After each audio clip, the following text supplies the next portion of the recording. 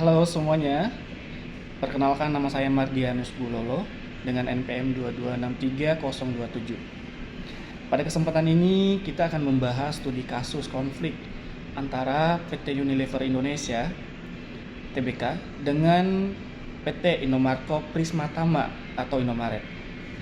Nah, pada pembahasan studi kasus ini saya tidak sendiri, saya ditemani sama teman-teman saya yang lain yaitu Perkenalkan, nama saya Nilam Sari dengan NPM 2263028. Baik, perkenalkan nama saya Tetenal Fulaya, NPM 2263030. Halo, perkenalkan nama saya Siva Nabila dengan NPM 2263020.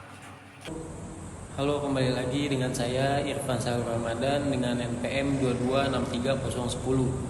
Perkenalkan, nama saya Katarina Kakak, NPM 2263031. Halo, perkenalkan nama saya Arun Rahmat Sentosandoro, NPM 2263012.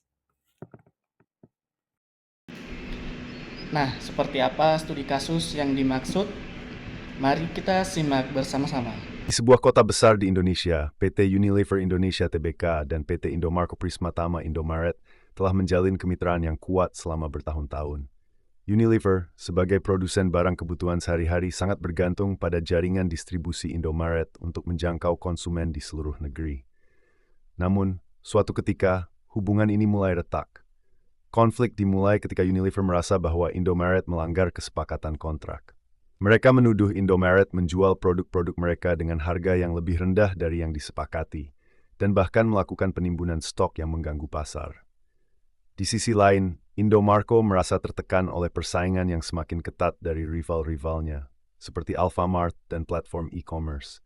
Mereka merasa bahwa Unilever terlalu kaku dalam mengatur kebijakan distribusi yang membuat mereka sulit bersaing. Dampak dari konflik ini sangat terasa. Produk-produk Unilever mulai menghilang dari rak-rak Indomaret, membuat konsumen bingung dan kecewa. Reputasi kedua perusahaan pun mulai menurun di mata publik, dan kerugian finansial mulai menghantui mereka.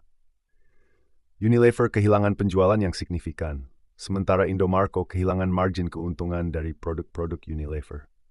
Pedagang kecil dan konsumen pun mulai beralih ke merek lain, yang merugikan kedua belah pihak dalam jangka panjang.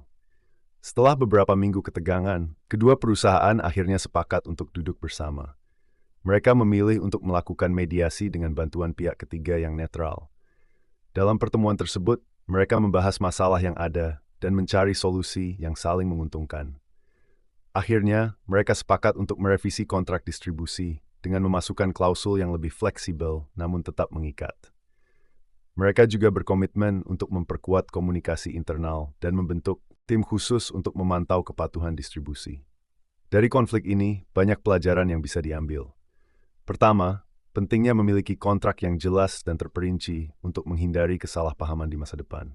Kedua, komunikasi yang efektif antara kedua belah pihak sangat penting untuk mencegah konflik yang lebih besar. Terakhir, perusahaan besar perlu menyimbangkan antara kontrol yang ketat dan fleksibilitas dalam menghadapi dinamika pasar. Akhirnya, konflik antara Unilever dan Indomarko bukan hanya sekadar perselisihan kontrak, tetapi juga cerminan tantangan yang dihadapi dalam dunia bisnis modern. Penyelesaian yang dicapai menunjukkan bahwa dialog dan kompromi lebih efektif daripada pertarungan hukum yang berkepanjangan. Dalam bisnis, menjaga hubungan baik dengan mitra seringkali lebih berharga daripada kemenangan sepihak. Demikian pembahasan